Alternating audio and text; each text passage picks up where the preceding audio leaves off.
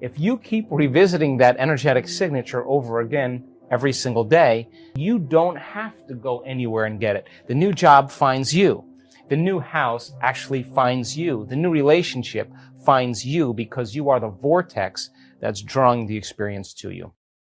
Let me just write down 4 thoughts that, like, I can't, it's too hard, I'll start tomorrow, this doesn't feel right, whatever it is. And how you think, how you act, and how you feel is your personality, and your personality is intimately connected to your personal reality, your life. So then if you want to change your life, your personal reality, you got to change your personality. And here we go again. You got to start becoming conscious of your unconscious thoughts. Just write those down and say, these thoughts, like Gandalf on the bridge, you may not pass today. This is the end. So then if you become conscious of those thoughts, now you're the governor of your thoughts. Less than 2% of the Americans actually write their intentions or goals down.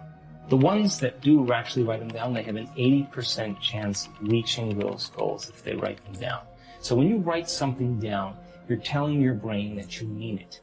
It's a direction that you're moving, and it has to be ongoing. And it's a to-be statement. A to-be statement is something that you're evolving into. Once you get clear on your intention, sponsoring thoughts, list the reasons why you want to be healthy.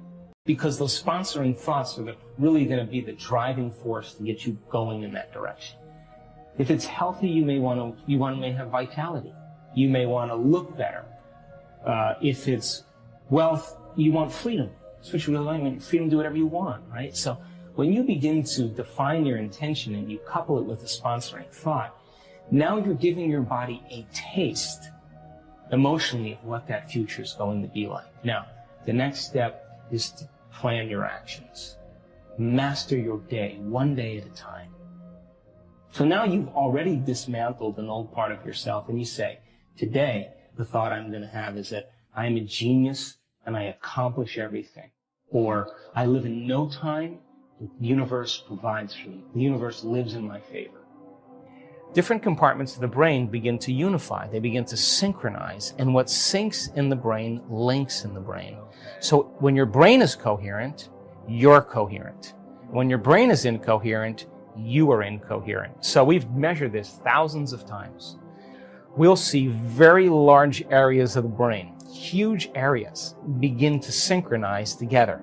Then we'll see the left side of the brain talk to the right side of the brain. We'll see the front part of the brain talk to the back part. We see this kind of whole brain state start to take place. And I see it every time. They feel so complete that it's impossible to want.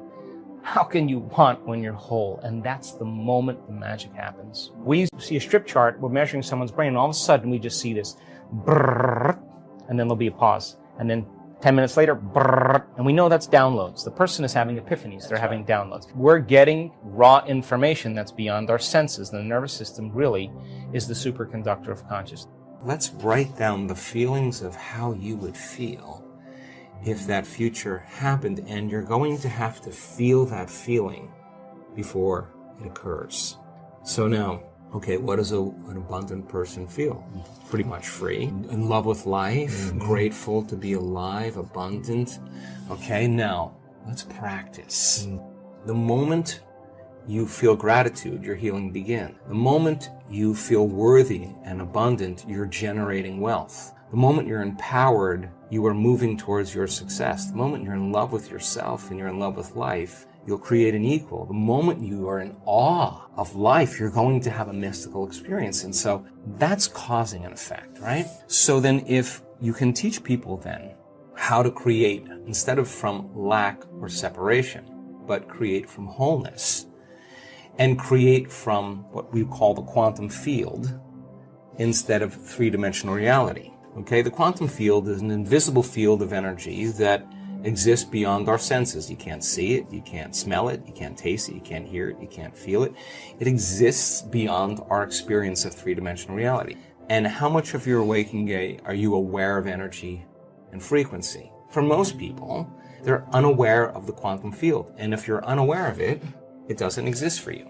You could study all kinds of science and they'll tell you there is this invisible field of frequency and energy that exists beyond the senses that tend to connect everything physical and material. In fact, everything physical and material is connected to this field. How do you get there? So we discovered that when you take all of your attention off your body. You are not paying attention to your emotions, your drives, your habits. If you could take all of your attention off of every element in your environment, your cell phone, your tablet, your computer, your car, your bed, take your attention away from everything, every place that you live, where you sleep, or you work. There tends to be a dramatic change in the way the brain functions when people do this properly. We call it getting beyond yourself, but in a sense, you're dissociating from your three-dimensional reality. Why? Because if you're thinking about anything in your three-dimensional reality, that's where your attention is and that's where your energy is. And when I can stay in that place of uncertainty and unknown, and I can transmute that energy into clarity or gratitude, and I can get my energy up, even though there's chaos around me, then I'm filling that void between the old self and the new self with information. And when you change your energy, you change your life. In other words, you're so busy being elevated, you know you can't predict what's going to happen. You're just very clear you're not going to go back to those familiar cravings and familiar urges. We will begin to help you get clear on the direction that you're moving and allow that energy to push you. Now that energy is like the flame in the alchemist's crucible. It's going to turn base metals into gold. It's going to remove the dross. And so purification comes with quite a bit of agitation. There's got to be a stirring that takes place. And I think that most of us in the last year or two have felt this incredible stirring inside of ourselves. And that's because the energy is so intense that our nervous systems have to really adapt to it. So I think our purpose in life is really to remove these layers, these masks, these habits and emotions that block the flow of the divine within us. Every morning when you start your day, before you open your eyes and reach for your cell phone and check your WhatsApp and your texts and your Facebook, before you plug yourself back into your same familiar world, sit there and get very clear on what that future will be like and begin to emotionally embrace it before it happens. And if you do that properly, you're moving into a new state of being. First thing I would have people do is to really decide what they want in their life. I mean, that's the first step. Decide what your future could look like. Get clear on what that vision is and write down the specifics of what you want in your life, whether it's with your family or your career or with a relationship, whatever it is. Get clear on what that vision is of yourself in the future. And then write down the emotions of how you'll feel when it happens. Will you be joyful? Will you be enthusiastic? Will you be filled with energy? Will you love your life and be in a constant state of gratitude? And now you have a clear intention and elevated emotion. So then most people think in the past, and feelings and emotions are the end product of past experiences. So if you're feeling the same way every single day, it means nothing new is happening in your life. And if those feelings are driving your thoughts, then you're thinking in the past. So most people's biology, for the most part, living in the past, by the time we're 35 years old, is a set of memorized behaviors and emotional reactions, beliefs, perceptions, pretty much on autopilot. That's 95% of most people. So their 5% is working against 95% of what they've memorized subconsciously. So the first step then is becoming conscious of your unconscious thoughts, becoming aware of your automatic behaviors, and then noticing and paying attention to the emotions that you feel every day. When you begin to free yourself from the chains of those addictive emotions, you begin to open your heart, the field around your body. That heart begins to produce a magnetic field that sometimes can go to 9 meters wide. And if you can teach a person how to feel an elevated emotion and sustain it, and they begin to like drop pebbles in water over and over again, and they start to produce these beautiful waves. If they feel deeply and richly and profoundly, they're dropping big stones that are producing bigger waves. Now those waves are energy. And energy is frequency, and all frequency carries information, like radio waves and cell phone waves. What those waves carry is your thought, your intent. So now the carrier of your own vibrational patterns to begin to carry information that is going to begin to influence matter. People are afraid of because they'd rather live in guilt.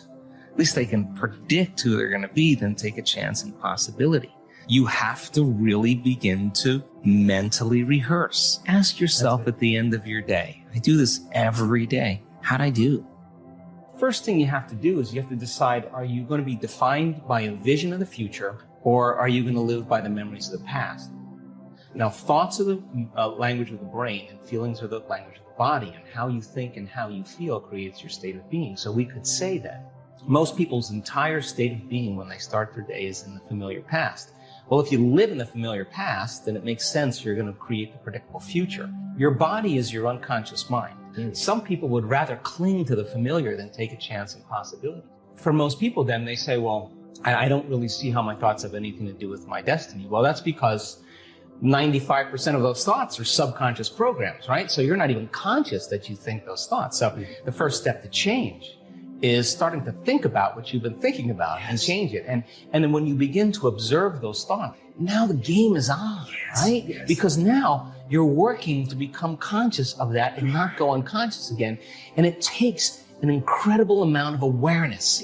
It takes a great amount of consciousness, and you can't have consciousness without energy. So you got to raise your energy in order to get to it. Otherwise, you're going to be consumed. You're going to return back, right? So if you start becoming familiar, so conscious of those unconscious thoughts, they would never slip by your mind unchecked by you.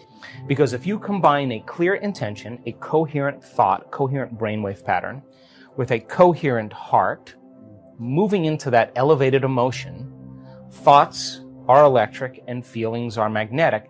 The magnetism of this center becomes the energy. The intention is carried on that energy. And now you are broadcasting a new signature into the quantum field. When you lock into that frequency,